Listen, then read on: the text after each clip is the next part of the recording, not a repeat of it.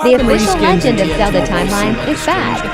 One hand, I like how a weapon works, but it's nice to be able to have other options. but on the other hand, Reskins usually look like they would function differently than the and I've always thought it would be neat if cool-looking weapons like the Maul had more of an identity they enhanced the home record. so I took a large number of weapon reskins currently available in the game and gave them their own set of skins. From slightly modified side grade the original to completely new weapon idea that's not balanced at all. For this video at least, For this video at least, I'm only going to be modifying weapons that are relatively cheap and easily obtainable, so we can keep basically it if it's under a key on backpack. Basically, if it's under a key on backpack.tf, it's correctly I'm crafted. also not going to be touching the original. I'm also not going to be touching the original, either of the Pyroland weapons or the Holy Mackerel, since even though they're technically reskins, they have enough unique functions that make them The three-rune blade is a really cool looking weapon that just doesn't. The three-rune blade is a really cool somebody looking with a weapon sword that just doesn't do it. probably going to play with it. Sure, if you hit somebody with a sword in real life, you're probably gonna bleed, but if you've made a sword that's so poorly weighted that you're guaranteed to hit yourself if you miss your That's why target, I think